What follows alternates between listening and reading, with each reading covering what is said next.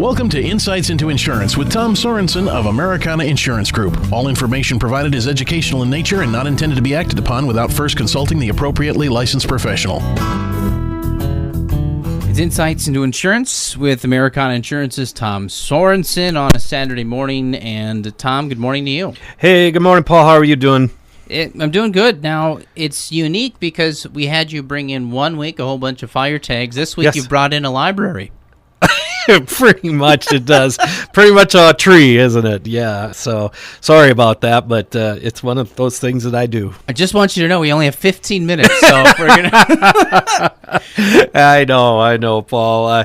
I brought you this, and I warned you about what I was bringing. And sorry, it probably looks a little overwhelming. It is overwhelming, and it has to deal with our listener email this week. And if we're all set for it, Tom, we'll jump right in. Okay? Let's do it. All right, the listener emails from Parker. Good morning, Insights into Insurance. I just got done listening to your show and wanted to email you right away while I had this question on my mind.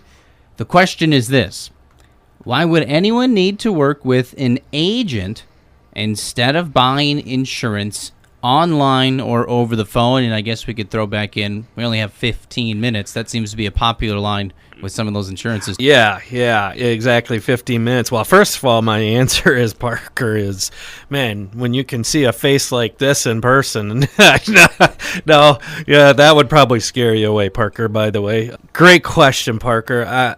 Awesome question, because we deal with this all the time. And what is great about this question is I just actually worked with somebody like this just in the last couple of weeks that did buy almost all of his insurance online, okay, other than his homeowners. No face-to-face contact, just online? Online or over the phone. Okay. As you know, my saying is always that 15 minutes can cost you thousands, if not hundreds of thousands of dollars. I don't mean it to cut down the company or anything. I'm meaning it to that face-to-face contact, the get to know your agent and the agent get to know you, is a very, very important thing in the insurance world, okay, and in the person's world, to make sure that he's protected, or he or she is protected. The booklet that I brought, right, Paul? The novel, yeah. It's big, but it's more cool. It's more intimidating looking than what it actually is. It's actually a proposal booklet that I put together, or that we typically put together for our agency prospects. And I'll go through this. We're not going to use any names, but we'll just call them Client A. Okay, so Client A came into my office one day. He was referred to me. He said, "Tom, I'm just not happy with my homeowner's insurance." And I said, "Oh, okay. Well, I can look at that." But I said, "So your auto, and what else do you have?" He says, "Well, I have an auto, couple autos, boat, motorcycle, things like that." I said, truthfully, it really would help you out if I could look at it all as one package, because I think I can do good for you if I do that. Plus, it gets me to know his whole situation, okay? And a home and 2 autos and a motorcycle and a boat is a very easy one for us in our agency, okay? Even though people don't realize, when they keep hearing this 15-minute thing, is it typically takes us hours and hours to put together a proposal and fact find, okay? Do you find, Tom, kind of dealing with Client A here, that complacency with the client seems to take hold? Because I'm guessing Client A must have come in and, I don't know if you mentioned to person B or C, hey, I've got a house and I'm kind of paying, Y dollars a month. And they're like, right. Paying Y? Why are you paying that much? I pay X and mine's, bigger or whatever. Yeah, and that happens all the time. For some reason, insurance talk is an amazing conversation piece around coffee talk. Okay, people love talking insurance. Even though they hate insurance, they love talking about it for some reason. And so around those coffee tables in Albert Lea or wherever, there's tons of insurance experts out there, if you know what I mean.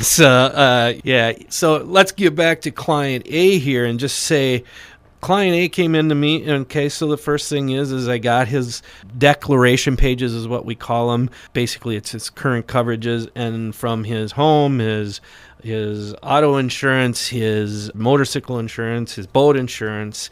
First thing I did was I did a replacement cost estimate on his house. Actually, this is very untypical, but he was actually insuring his house for a little bit more than what my replacement cost estimator came out at. So I reviewed that and told him about that. So it wasn't a lot more, but it was enough to make the change. Okay.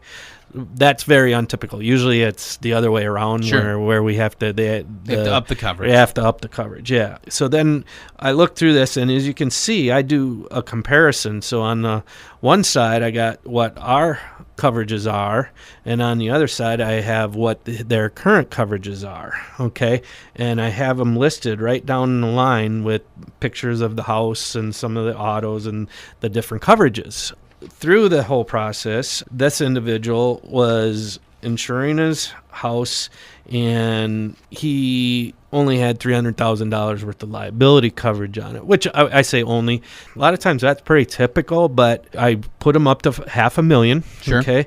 And then the other thing is I also increased his medical payment coverage from $1,000 to $5,000, and I told him about the story about the best friend comes over and helps you with something, let's just say repairing something on the house or something, and all of a sudden he puts a nail through his foot or something, and he goes to the emergency room, and all of a sudden he's got a $7,000 bill and he's got a $5,000 deductible.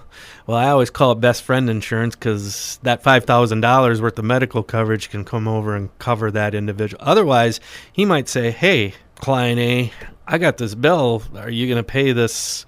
I got my deductible of $5,000. I'll pay for the other $2,000 with my insurance, but who's going to pay this $5,000? And then client A, if he doesn't have a coverage, could go, well, it's not my cover, Give you $1,000. Yeah, whatever, So that's that can help in times. And it's not only best friend coverage; it's whoever could come over and slip and fall or whatever. But so then he also bought auto insurance online, and he had what we call 50,000, 100,000, 50,000 coverage on liability, and we've had shows on this before, but I'll say that's 50,000. So in one accident, the insurance coverage is not going to pay any more than 50,000 per person, $100,000 per accident, or $50,000 in property damage. Okay, well, that's not going to go very far if you injure somebody else in another vehicle.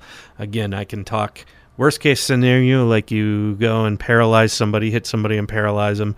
Now you're talking lots of money. Okay. Again, 50,000 is not going to go very far. So I increased his auto limits up to 250,000, 500,000 per accident, 250,000 per person, $500,000 per accident, and $100,000 worth of liability. Plus, his uninsured and underinsured motorist also increased to 250,000, 500,000. I also did some stacking of personal injury protection. Again, that increases your medical coverage and your loss of wages, things like that. It doubles it. And then also I looked at that as far as, did they have full glass? Did they have rental? Did they have roadside assistance? Those are all things that I added to the policy. So that's one of those things where, you call on the phone or something. Are they telling them what those coverages are? Okay. So after that, we ended up going into his watercraft and his motorcycle coverage. So I think you're saying that we need to take a break, correct? Correct. So in 30 seconds, we'll come back and talk more about this client A and what I ended up doing. And we'll also talk about where the premiums and everything came in. So, okay. All right. You're listening to Insights into Insurance with Americana Insurance's Tom Sorensen. Back in 30 seconds. Nationwide is on your side. You have a side that is retired, playing tag and getting tired. A side that owns your own store. Looks like you need to explain some more. That's why there's a Nationwide. They help protect and grow your many sides. Nationwide is on your side. Nationwide Mutual Insurance Company and Affiliates, Columbus, Ohio. For all your many sides, there's Nationwide. Call Americana Insurance Group in Albert Lea and Wells today. Back on Insights into Insurance with Americana Insurance's Tom Sorensen. And Tom, we did have an emailed question this week from Parker asking about why anyone would want to work with an agent rather than buying insurance online or over the phone. And we've talked about this client A. Yep.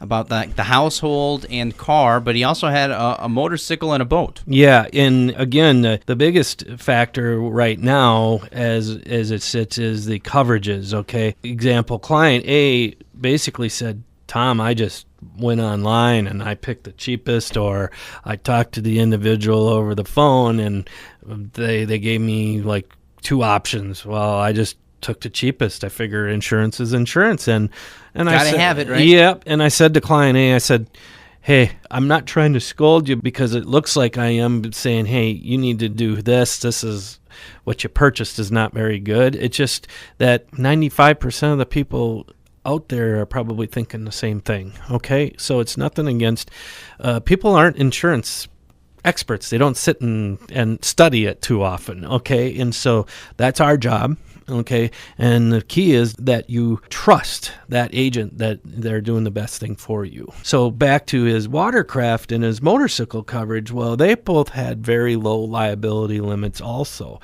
where I raised him up to like $500,000 worth of coverage. But on his motorcycle, he had $30,000 per person coverage per accident. So if he hit another vehicle, is only going to pay $30,000 to another person, $60,000 per accident. Now, that one is probably one that really could be very, very expensive, but the other one hits home for some reason. Other people is the $10,000 in property damage coverage he had. So let's just take a Chevy Silverado pickup. Those things are running, what are they? I shouldn't probably say, but I'm guessing 60, 70. It depends on how much you want. Right. But they're $60,000, $70,000. So let's say he ran one of those off the road or caused an accident or something, and the thing was totaled, or it had a $50,000 bill. You name it, or it totaled it out. Let's just say it totaled out. So let's just say that vehicle was worth $60,000. It just came off the lot probably not too long ago. There's going to be $50,000 worth of uncovered property damage. Okay, and that's when all of a sudden people look at me and go, "Whoa." Even though I think the liability and the bodily injury is probably way more potential of having a large claim, but the thing is people can understand that property damage much easier and quicker. Okay, so that what he had bought was the state minimum limits. Again, he was buying insurance, and that's all he cared, and that's what all he thought. Okay, again, a lot of people think that. I raised up his coverages on all that to $500,000, plus I talked to him about $1 million umbrella.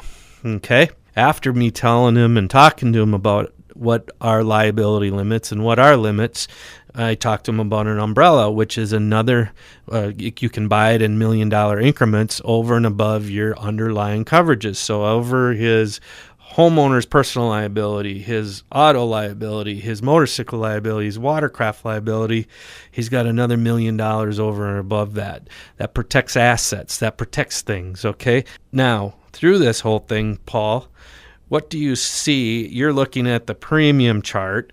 We won't say how much the premiums were, but what do you see is kind of what we've done with, I've added a lot of coverages for this individual. What do you see based on the cost? So when you look at the bottom line, which I think a lot of people look at when it comes to insurance shopping in general, which leads to what you're talking about, the underinsured portion of it. Right.